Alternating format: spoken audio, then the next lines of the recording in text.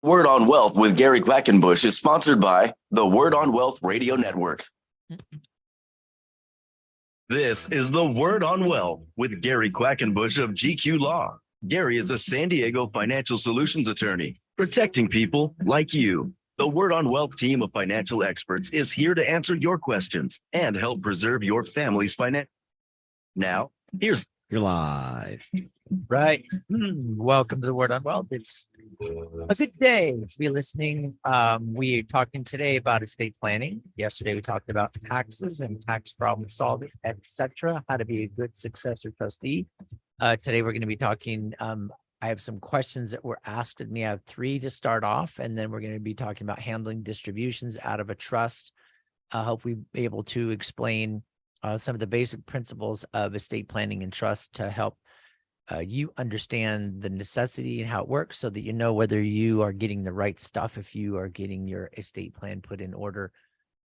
Tomorrow, we have Ken Pecos of the Pecos Group. He's our real estate expert, and we're going to be dealing with a question that he was answering on his Instagram account, which is really cool. It's very interesting discussion that we're going to be having tomorrow with Ken specifically. He'll be on through the hour tomorrow.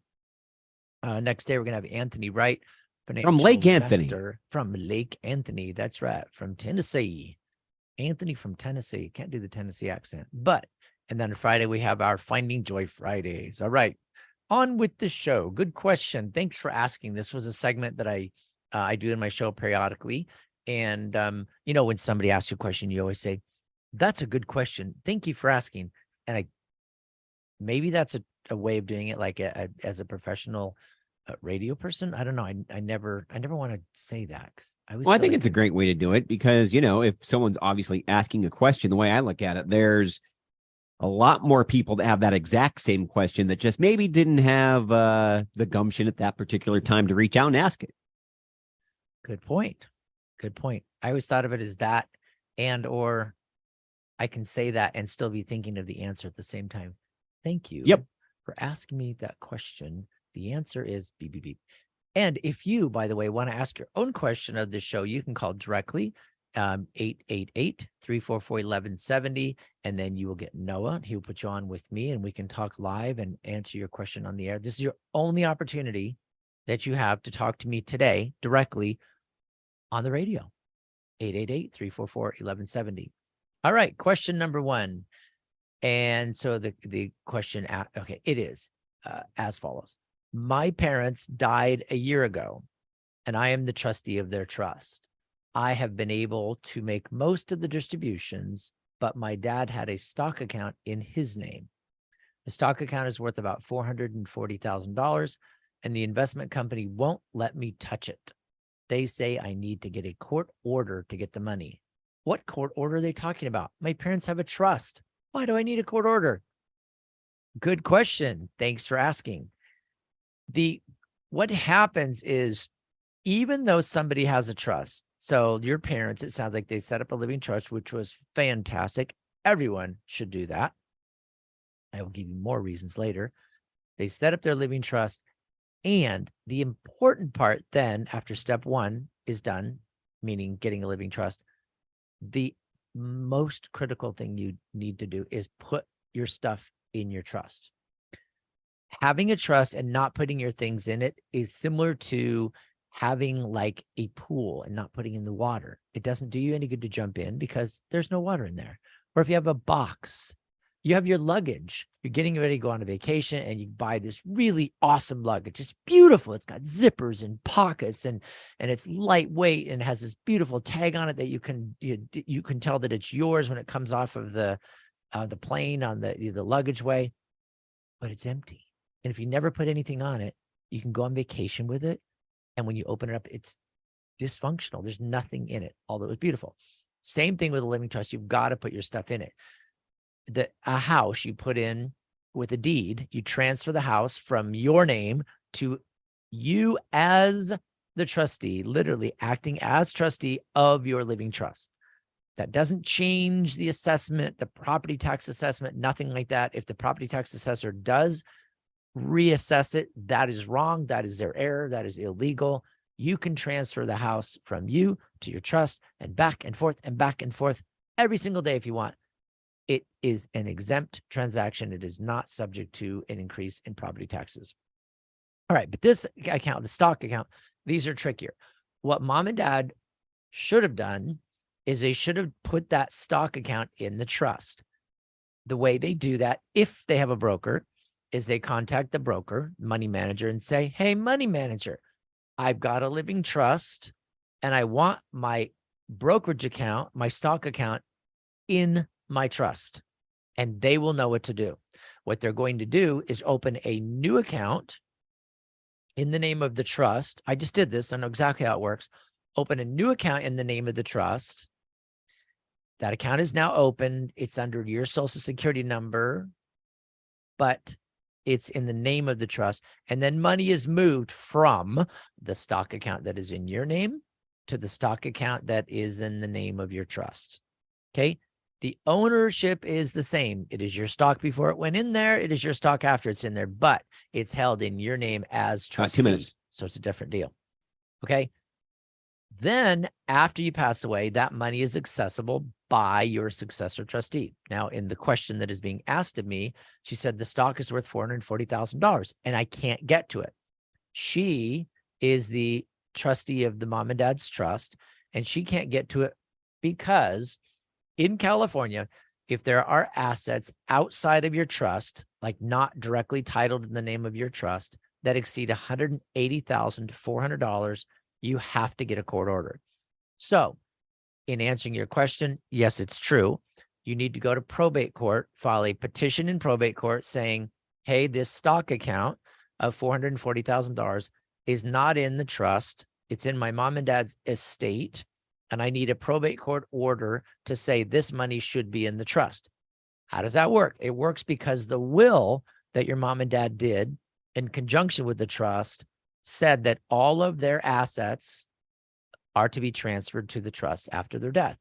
Now, all of their assets they're referring to are the assets that are in their estate, which means they would not be in their, they'd be in their name, not in the name of the trust. So literally, your mom and dad had a trust. That's awesome. This asset was outside of the trust, so you have to probate the $440,000 stock account so that it can be then put into the trust. And then you will have access to that trust money as the successor trustee of that trust. All right. And there's two ways to do the probate. There's a short way, there's a quick way and a long way.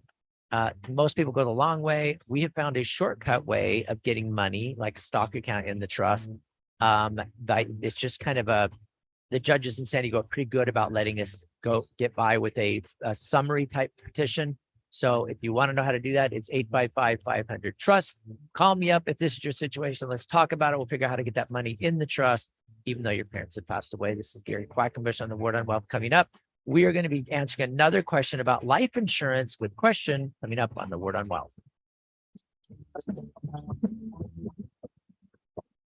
You don't need to know everything. You just need to know where to find answers you can trust when you need them. Welcome to the Word on Wealth with Gary Quackenbush. We are here to help you build, protect, and transfer everything you've worked hard for with expert estate planning, trust administration, inheritance, and probate. Call Gary and the team at gqlaw.com. 855-500-TRUST. You're saving and investing for the future, and that's good. Have you ever stopped to think, where does my money actually go? This is Faith-Based Investing with Anthony Wright. Most Christians just don't understand that the money they save for retirement usually helps fund the abortion industry and other liberal anti-family causes. But did you know that with just a few minutes of your time, we can screen and clean your investments at no cost to you? It's absolutely complimentary. Just go to the website right now, download a free copy of my book, Faith-Based Investing. It's free as well. You deserve to know the truth as the investor. Then the choice is yours. You can keep doing what you're doing, or you can line up your investments and life savings with your beliefs. We are fiduciary investment advisors. You can feel good about investing with confidence. So learn more now. Go to BibleSafeInvesting.com or call me at 931-RETIRED. Your free book is waiting for you. Go to BibleSafeInvesting.com and be sure that you listen to Faith-Based Investing this weekend right here on Family Talk. So Gary, we've talked a long time about estate administration. So what is that and why is it important? Estate administration is the distribution part of estate planning. So when someone passes away and they leave money to beneficiaries, the property has to be administered. So it's like taking it from the decedent to the survivor. That's called the estate administration process. So usually you're going to have a successor trustee that's named in the trust. So have no idea what they're doing because they've never done it before. So then they call on GQ Law and we walk them step by step on how to be a successful and good successor trustee. We also do the required notifications. We notify the Department of Health Services and all the legal requirements so that they can have the estate administration done properly. We help successor trustees be successful. Call or click to request your free consultation. GQlaw.com, 855-500-TRUST, GQlaw.com. Who will you trust with the biggest financial decision of your lifetime? If you're planning to buy or sell a home in San Diego County, do what I do and work with the true San Diego real estate experts. Ken Pecos and the Pecos Group helped me and my family. They can help you. This is Gary Quackenbush of The Word on Wealth. You hear Ken every week here on The Word on Wealth. He's our expert. He's got integrity, exceptional service, deep knowledge of the San Diego, Coronado, and South Bay regions. These are just some of the reasons that Ken Pecos has completed hundreds of transactions. He manages a powerful team of professionals at the Pecos Group. From single-family attached homes to luxury high-value waterfront properties to apartment buildings, Ken Pecos is ready to help you avoid problems and costly mistakes. Learn more online at kenpecos.com. That's Ken Pecos, Pecus.com. Or call 619-977-8419. DRE number 010566969, brokered by eXp Realty. Dave Stahl here for Racer Radio. You're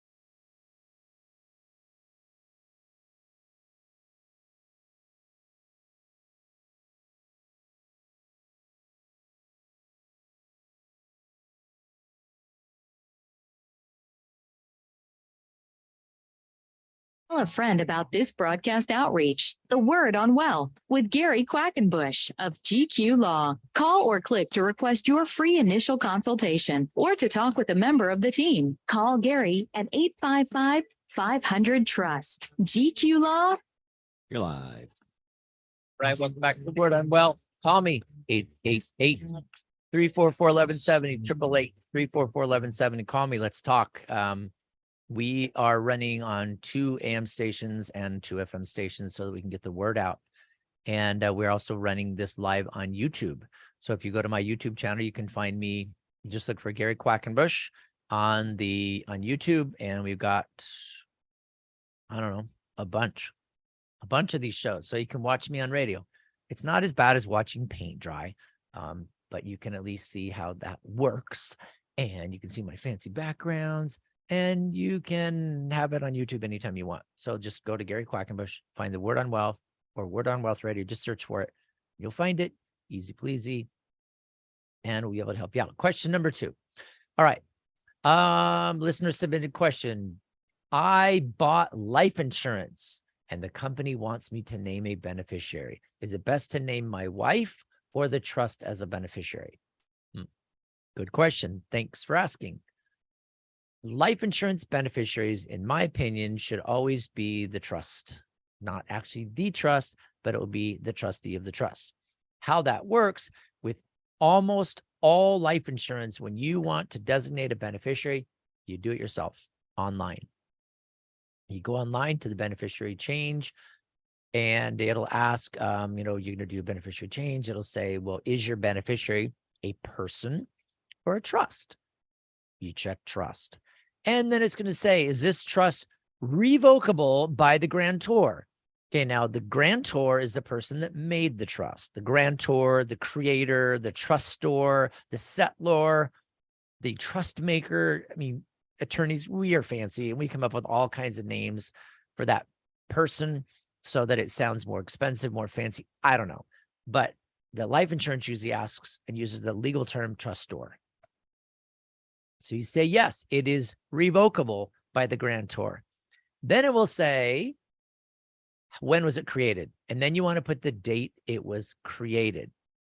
This is important. Let's say you went and you did a trust, oh, I don't know, 20 years ago, 25 years ago, and it was created in 2001. Let's say November 1st, 2001. And then just a couple years ago, you did a brand new trust, you restated it, and it's called a restatement. The restatement will say, amendment to and complete restatement of the Gary and Cheryl Quackenbush Family Trust, dated November 1st, 2001. Okay, so my trust, even though I just amended it, I just restated, I literally did a start over, I still use the old creation date because that's my house title is in the name of the 2001 trust. So is my bank account. So now I'm getting life insurance. And it says, when was the trust created? Do I put today? No. Do I put the date of the amendment? No. I put the date of the trust, which in my case, November 1st, 2001. Okay. If you have questions with that, you got to call the company and all that. But the idea is you want the life insurance, even though you're married, you want it to go into the trust because think about it. You die, life insurance company puts all that money into the trust. Who has access to it? That's right. Your wife does. So she'll have access no matter what. A second reason I think this is important is because, and I know this is like, I seriously do not think of these morbid situations. This just happens after 30 plus years doing this. Husband and wife get into a car accident. They both have life insurance. Husband dies. Wife is incapacitated. Okay. She's wrecked, incapacitated, can't handle her money, is really dysfunctional. So what happens now? You got a husband with this $1 million life insurance policy with his wife, who is alive, is the beneficiary. So now she has $1 million of life insurance and she can't get to it because she's incapacitated. She can't provide his death certificate. She can't provide proof of ID. She can barely sign her own name. So that life insurance is stuck. If, however, the life insurance beneficiary were the trustee of your trust, husband dies, that money goes into the trust. What does the trust say about incapacity? It says if both trustors or neither trustor is able to serve as the trustee, meaning in this case, husband is dead, wife is incapacitated, then daughter or whoever is the successor trustee. Now, in my case, it would be my brother or my oldest son, Matt. So now my son Matt's in charge. Okay. So I may be dead. Cheryl may be incapacitated, but our money is in that trust and Matt can deal with it. That means he has my life insurance to take care of his mother. Okay. That's why I think life insurance should go into the trust. Different story for retirement accounts, but life insurance into the trust, not to spouse. Okay. Great question. Question number 3. My contracting business is incorporated and I want my sons to have it in case anything happens to me. Can I put my corporation in my will and give it to them? What do you suggest? Great question. Thanks for asking. Okay, we got to clean this question up a little bit just because we're talking about, important legal things and we got to make sure we got it all right. So first of all,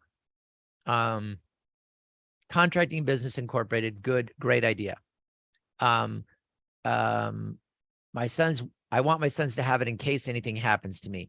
I'm assuming you mean death. Okay. So I want my sons to have it when I die. Next part.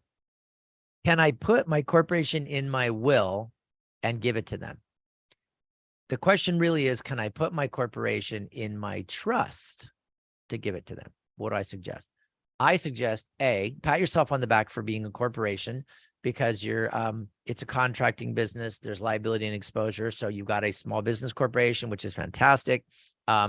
Make sure it's insured with your general liability insurance, your workers' compensation insurance, all the necessary insurances, because now that contracting business in that corporation is separate from you and your personal stuff. So if the contracting business blows up, you get a lawsuit, all that's going wrong, the contracting business is subject to the lawsuit and levies and all that garbage, but your person is not. Your personal car, your personal home, your retirement accounts, your stock accounts, your investment accounts, that's separate. Okay, so great idea incorporating, number one.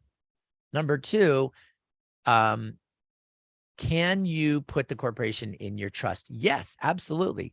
The way that works is when you create the corporation, if you do it right, you're going to have a stock certificate and it'll say that you are the owner of whatever, 100,000 shares of Joe's contracting business. Okay, so what we do is we take that stock certificate, we turn it into the corporation, typically the treasurer or president or secretary, and say, hey, I want my stock to be issued to my trust rather than to me. So the corporation will take that stock certificate back, flip it over on the back and fill it all in saying, you know, this stock is being transferred from so-and-so to his living trust and it's signed and witnessed. Okay, then we're going to get a new stock certificate, and the new stock certificate is going to say, John Brown, trustee of the John and Susie Brown Revocable Trust, dated November 1st, 2001, or whatever. Okay, so now the stock certificate shows that the corporation is owned by the successor trustee or the trustee of your trust. Super cool, right? So then you die, and let's say it's your corporation alone. My son's, I don't know if this is a girl or guy, I'm assuming it's a guy. So your corporation now belongs in your trust. You die. That means you're dead and you can't run the company anymore, but your successor trustee owns the company and it can run it. Now, the successor trustee, this may be your wife or it may be a brother or somebody else, they can't, if they don't have a contractor's license, they can't actually do the work, but they can hire somebody to do the work. So the cool thing about having it in your trust and incorporated is that your successor trustee can now step in and run the show, hire a contractor to complete the jobs, kind of mop everything up and get everything completed so that customers are happy and you can collect those receivables to go into your trust to pay out to your kids. Okay, if you didn't do it that way, like even with a sole proprietorship or a corporation, if you didn't put it in your trust and you didn't have somebody that could step in immediately legally, then your customers are going to be mad. They're probably going to sue you for, not completing the job. Your competitors are just going to come in and steal all your clients because they're going to say, well, we needed to take care of them. So it's good that you leave somebody in charge after your death, and that somebody would be your successor trustee. That is done through your living trust, and it's done by putting your corporate stock into your living trust. So plus, pat yourself on the back, both shoulders in the middle. Awesome. Good job. All right. So let's do a little bit of a side note. Let's do a little bit of a review. And by the way, if you have questions for me directly, I'm happy to talk to you about this stuff. Corporations, LLCs, partnerships, trusts, 855-500-TRUST. 855-500-TRUST. Okay, you can call, get a free initial consultation. We'll talk about it. And by the way, if you have a corporation that you formed and you did it through like an online company, if you don't know whether it was incorporated right, or if you just heard me say your stock certificates need to be issued to your trust and you go, what stock certificates? Don't feel alone. We have many people that have come into us and they incorporated it under zippity legal forms, whatever, and they formed a corporation, meaning they filed these articles of incorporation, but that's all they did because now somebody said, hey, you're a corporation. Well, you owe $800 a year to the Secretary of State. You've got to file a corporate income tax return. You now need to pay yourself payroll, and you got to insure your corporation, and you got to do it right, or else it was a total waste of money and time. But most of the people that do it with Super Express corporate service or whatever, they don't get stock certificates. So they've never been issued. Because when you do it, the DIY, do-it-yourself stuff online, a lot of times you get a package and a beautiful binder and all that, but none of the forms are filled out. So it's not done. All she did was incorporate and got a fancy binder and maybe a corporate seal. But you got to do all the other stuff. Usually there's a list of about 25 things you need to do after you do the online incorporation stuff. Well, I meet with a lot of people. We talk about it. We fix it and go, wow, you don't have any stock certificates. Let's order them. Your stock certificates were never issued to you. Let's issue them to you. Let's put it in the trust. Let's do your, your organizational minutes. Let's get the thing started like it's supposed to be. Let's get you insured. That's the kind of stuff we can catch you up on so that you can put your healthy, properly formed, or even fixed corporation into your living trust. And then it would be part of your succession plan so that when you do die, it now can go under the control of your successor trustee. They can try to get as much value out of it as possible. If your kids want to continue running it, operating it, great. If they want to sell it, at least they have that opportunity. So great question. Good job. 855-500-TRUST will help you out with that. 855-500-TRUST. All right, let's do this. For the last part of the show, all the way to the top of the hour, I'm going to take your questions. 888-344-1170. 888-344-1170. And I'm going to be talking specifically about types of distributions and how that works, because I've been getting a lot of people that want amendments because they're wanting to change their distribution from something simple to something a little more structured, a little fancier. And we're going to talk about that coming up next here on the Word on Wealth. Remember, go to my website, gqlaw.com, and get my free book, Living Trust Basics. It's on my website, gqlaw.com, Living Trust Basics. We'll be right back. You've got questions. We've got answers. This is the Word on Wealth with Gary Quackenbush of GQ Law. Gary's here to give you peace of mind with expert estate planning, trust administration, inheritance, and probate. Call Gary to build, protect, and transfer your wealth. 855-500-TRUST. gqlaw.com.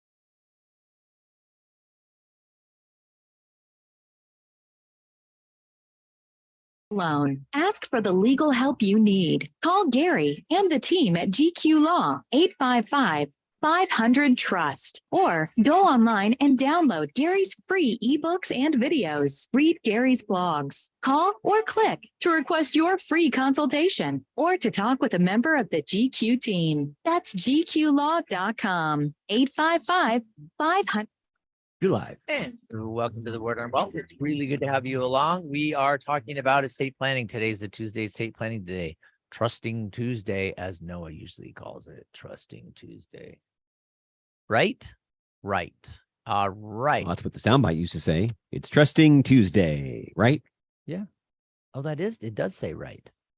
That's weird. That's true. It was something that I had actually figured out. I think I accidentally said it and you recorded it.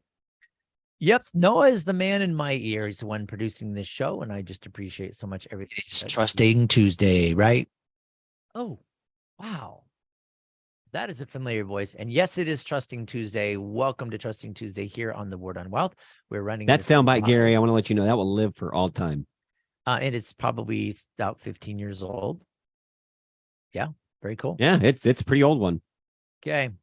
You guys looking forward to tomorrow? We got Ken Pecos of the Pecos Group. He's our real estate expert. He is a brilliant real estate professional. He has helped my family. He has helped me get into and out of properties. He has helped our listeners. I send everybody to Ken. He's really awesome as far as asking questions and figuring out, it's little things like, I don't know how many of you think about, okay, I have $50,000. That's just not enough to get into a piece of real property. Property in San Diego is so expensive. 50,000 or 100,000. That's just not enough. I just can't do it. I'm going to just keep it in my savings account. Well, if you ask Ken that question, like, what can I do with 50? What can I do with 100? He tells you. I mean, there are deals out there that are available for people that have $50,000 or $100,000, and it's not going to be making you, $5,000 a month in rental income, but it's an investment, and you can talk to Ken about it. That's what he thinks about. Like, where can you invest your money? How would real estate benefit you? And he's in San Diego. He's in Southern California. The guy knows his stuff. He's been doing it for 3 decades or more. He's been doing it for a long time. So Ken has been at it. He's working it, and he'll be on our show as my guest for the whole show tomorrow, which will be super awesome. If you want to ask me questions today, the number is 888-344-1170. 1170. All right, give us a call. Handling distributions. I had somebody was in just the other day, came in for an amendment, and he says, okay, my trust is so basic. I did it when my kids were little, and it says that I want all my money to go to my 3 children in equal shares. And if they've died, it goes to the survivor, the other 2 or the other, 1, however many are alive. And if they die before me, but have children, then the money goes to their kids. And that's totally fine. That's what he wanted. But he didn't want the money to go to the kids until they were 35 years old. So he came in, we're doing an amendment because he said, well, I have some kids that are over 30, some kids that are under. I have some kids that are really struggling to decide which end is up, what is right and what is wrong. So he wanted to add a section in his trust that made it very, very clear that if the successor trustee who's managing all the money, if they have reason to believe, this is fair reason, okay? Reason to believe that a beneficiary may be abusing drugs, abusing alcohol, and that, providing them money as a distribution from this trust might actually cause the problem to be worse, then the successor trustee can withhold distributions to that beneficiary, whether it's, monthly distributions or like a distribution based on age or something like that. They can withhold that money until that beneficiary proves that they are no longer an alcoholic or no longer abusing drugs, that type of thing. Okay. So that was the change that we made.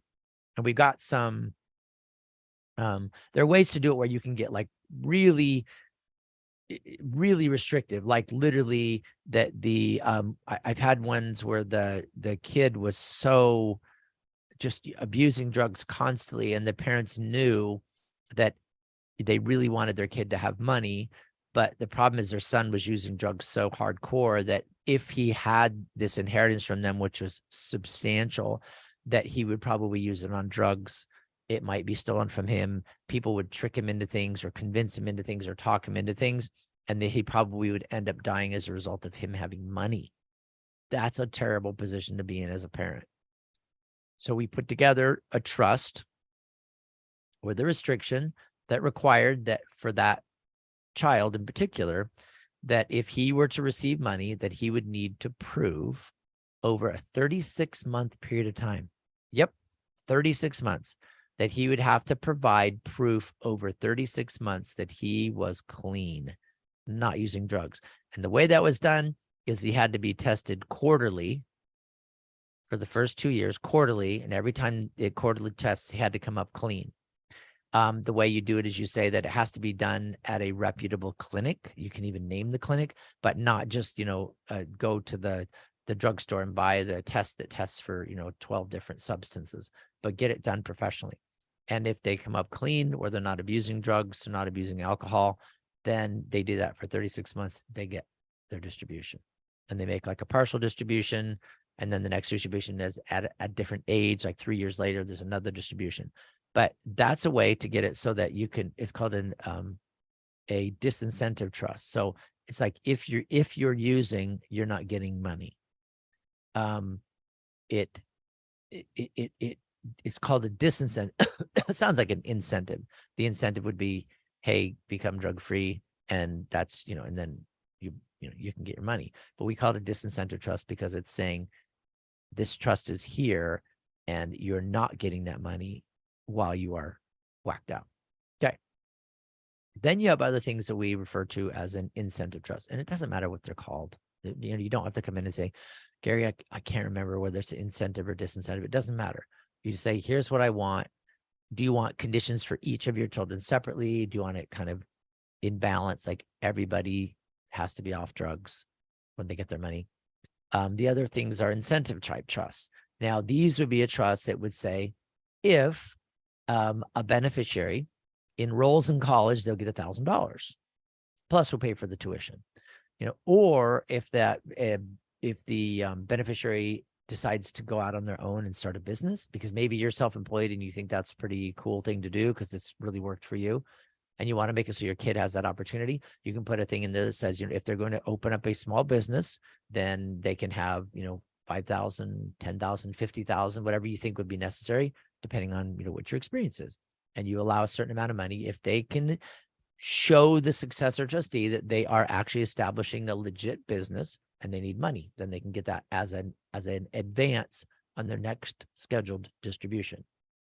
Buying a house, another one that's pretty common when people say, yeah, $50,000 to buy a house or $100,000 to buy a house.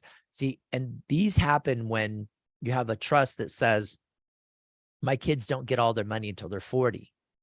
Okay, they can have like periodic distributions, or they can get, a monthly payment or something. But when they're 40, they can have the unrestricted distribution out of trust. But until then, if they enroll in college, we can pay for tuition as an advance on their scheduled distribution. We can give them an incentive. Not only will we pay for the college out of your fund, not only can you use your fund to pay for it, but you can also take an extra $1,000 bonus out of the trust because you enrolled, or you started a business. So you can take money out of the trust to do that, out of the general fund, or you can do it so that it comes out of your share. But what you're doing is you're trying to teach this beneficiary, in the absence of mom and dad being there to coach them through this, you're trying to give them, we call dead hand control. We're trying to coach them, give them incentives to do the right thing. Okay. So the other thing is, like, you have trusts that talk about good financial behavior. Now, if you guys want any of this in your trust, you want to talk about amending your trust or putting together a trust or an estate plan that involves these things, this is what I love to do. This is why I was put here on earth, is to help you figure out what would be best for you and your family. You can give us a call at 855-500-TRUST, get your trust set up. It's summertime. School's almost out with most school districts. Is the last week for POWAs. You're going to have summer. You're going to be traveling. Get your trust done, man. Don't hop on the plane to go to Italy, in a month from now without having your estate plan. Seriously, let me help you out. It only takes about 2 weeks is our average.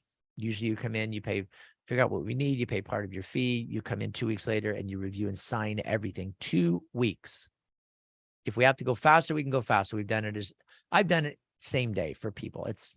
I have to charge you a premium because we have to shut everything down in the meantime. Got a minute. But we can get it done quickly. 2 weeks is our standard turnaround. So if you're 2 or 3 or 4 weeks from a vacation, please don't wait. Don't wait. You're just going to feel better about saying, yeah, I got my life insurance, got my living trust, my house is in the trust. I'm going to be okay. Call me 855-500-TRUST, 855-500-TRUST. Coming up next, I'm going to add, there's a couple of interesting things that we have come up with to encourage different financial behaviors, because you have put together, you have money in trust, right? So you've demonstrated your ability to manage your finances, however that was done professionally or maybe by yourself as a do-it-yourselfer. But there's some things that we can build into your trust that would incentivize or give your kids kind of reason to think, I got to be financially responsible so I can get this, get the inheritance that I'm supposed to be getting from mom and dad. We're going to talk about that coming up next. 855-500-TRUST. We'll be right back on the Word on Wealth.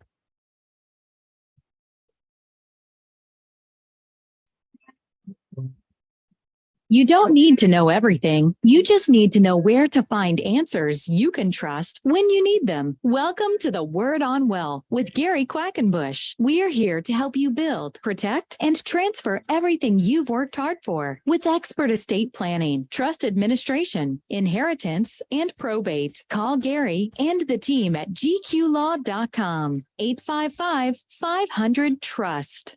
Gary, your team at GQ Law are experts at solving IRS and state tax problems. Talk about that. When people have a tax problem, it tends to really stress them out. And one of the things we've been able to do is figure out how to resolve tax problems. One thing we might be doing is setting up a payment plan or getting a collection delay, maybe getting a determination that the person shouldn't have to pay the taxes at all. We do offers and compromise. We do audit reconsiderations. And one of the things that's a really powerful tool that some people don't recognize is sometimes bankruptcy can be used to actually eliminate taxes when there's certain conditions of the code that are met. So we can do all kinds of things. After we analyze your situation, we can figure out what's available, discuss your options, and figure out which ones to implement, what it's going to cost, how long it's going to take. And we can get people out from under all kinds of tax problems so they can sleep again.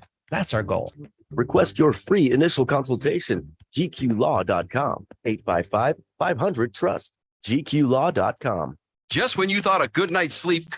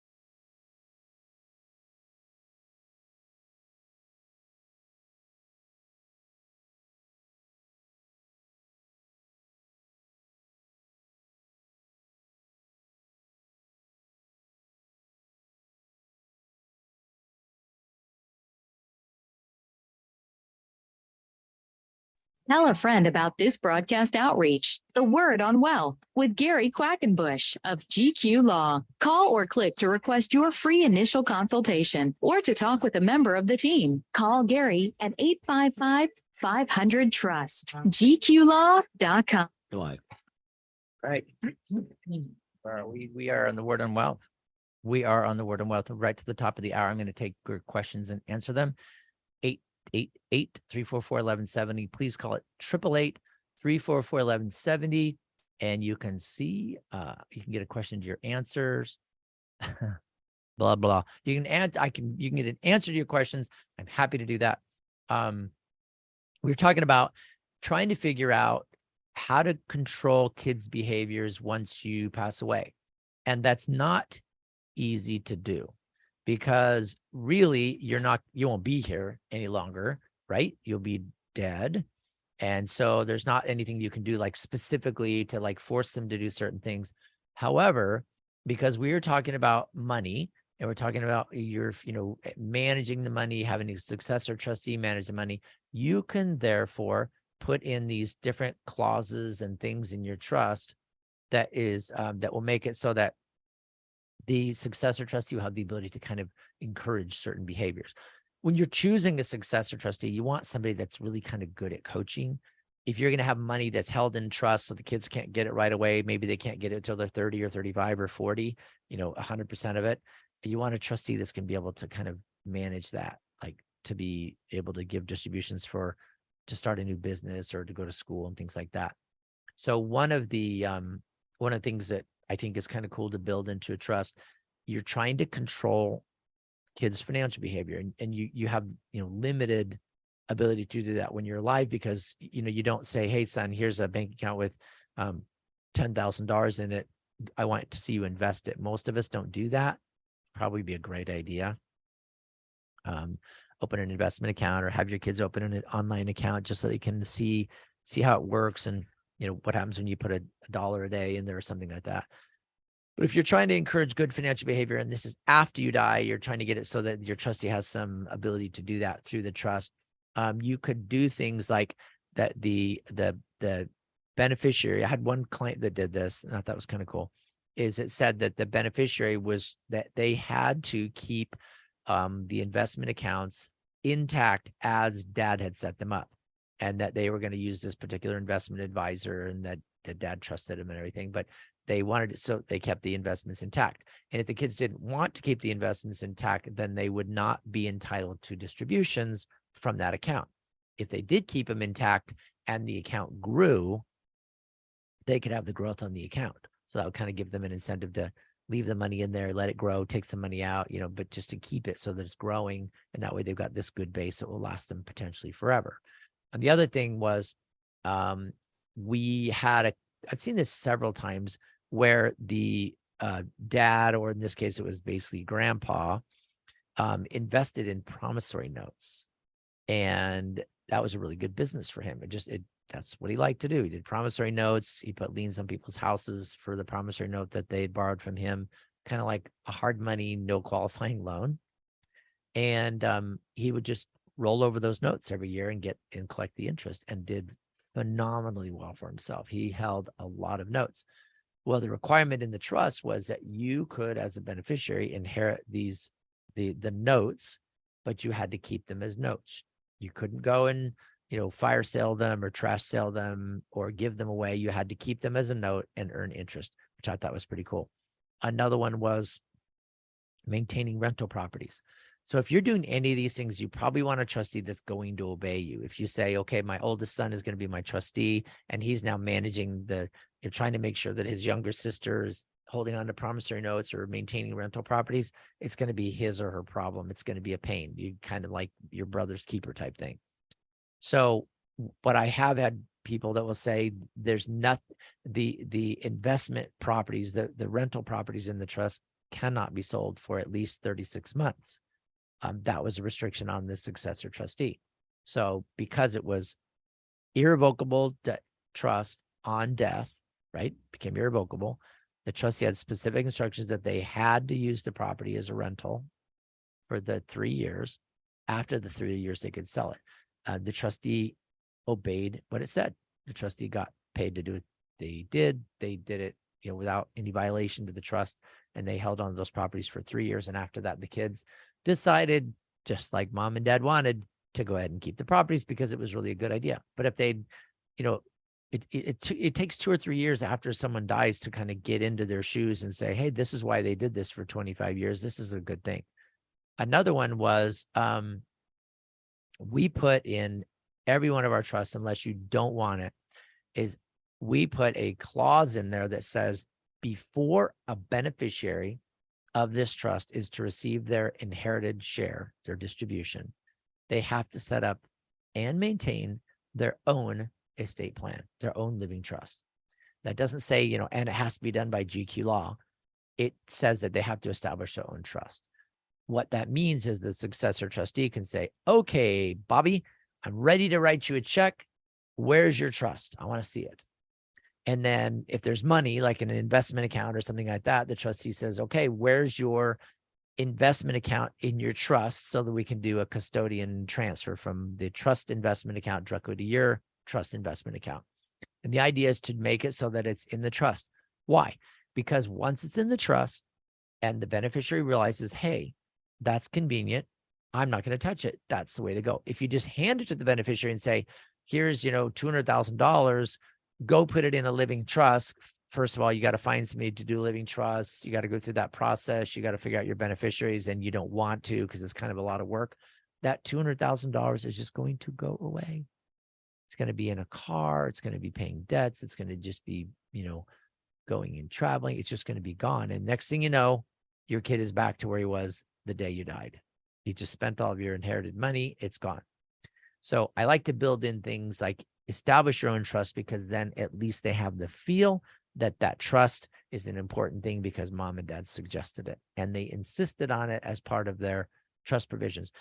Now, I've only had one client so far that has said, well, I don't want to require my kids to do that. That's ridiculous. I think they should decide it on their own. And I really tried to convince them. I said, your kids are not going to do it on their own. I mean, I've seen hundreds of kids inherit property and most of them just spend the money.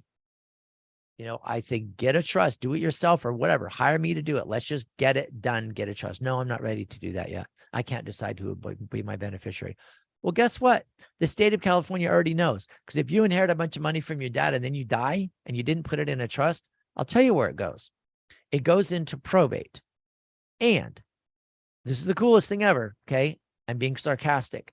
Let's say you, husband, you inherited $500,000 from your dad. It's his retirement account. It's his money, whatever. Okay. And then you think, I'm just going to just handle it on my own. Just leave me alone, right? You were the beneficiary. It is yours as a beneficiary. And you die. Okay. You didn't transfer it to yourself yet. You didn't put a beneficiary designation on yours. Now that money is in your estate and you're dead. And your wife and your 3 small children, are they going to get that money? Well, let's talk about it. Do you think it goes to your wife? Part of it. Okay. Not all of it, because it's the laws of intestacy. It is separate property. You inherited it. And it looks like it's inherited property because it says it's inherited property. So now what happens is that inherited property from husband, father of wife's children, right? They're all your kids. Your wife gets 1/3 of the separate property and your children get 2/3. All right. Because you didn't set up a trust, that 2/3 cannot go to your kids right away. It has to be put in a bank account, in a bank trust account, and held until they're 18. Graduated, maybe they haven't graduated yet. You get my point? That money is going to go to a minor beneficiary. And they're going to get the money when they're 18 and there's nothing you can do about it. Nothing. Your surviving spouse, wife can't control it because they are 18. All they have to do is go to the bank and say, I'm 18. Here's my driver's license. Here's my birth certificate. Give me my money, and they can do whatever they want. I had one guy that bought a Corvette. He didn't realize when he bought his $50,000 Corvette that he had to insure it, and he was an 18-year-old, and the insurance was $2,500 a month. Where did dad's money go? Gasoline and car insurance. Yeah. So you got to be careful. Set up a trust. When you inherit money from your parents, put it in your trust. If you set up your own trust, put a provision in there that your kids have to have theirs before they get their money. I'm telling you, it just works. It's just a good idea. It's a good plan. I like it. I didn't invent it. That's just what I do. It's what I like. So hopefully you'll take these things to heart when you set up your trust. I'm happy to help you with the trust. 855-500-TRUST. I'll set it up for you. We'll talk about the good things, incentives, disincentives, simple or complicated. 855-500-TRUST. Go to my website, gqlaw.com. Remember GQ, like Gary Quackenbush, Gentleman's Quarterly, gqlaw.com, and get my free book called Living Trust Basics. It gives you the basics on how living trusts work. And if nothing else, at least reminds you that you're going to call me to set up your living trust. Summertime is here. We can set up trust within 2 weeks.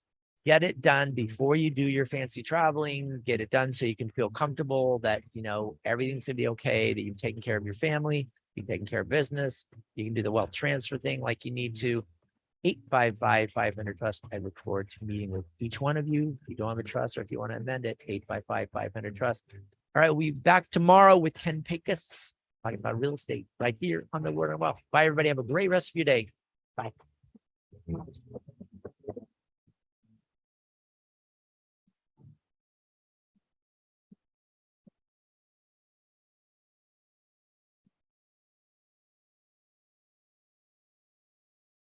Tell a friend about the Word on Wealth, featured since 1995.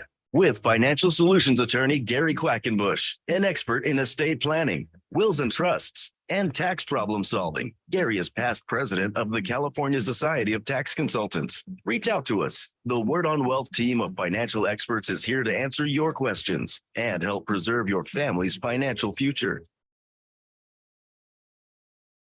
The information you hear on The Word on Wealth is for general information purposes only. This program discusses general financial and legal topics. Seek legal advice from a competent lawyer for your individual legal needs.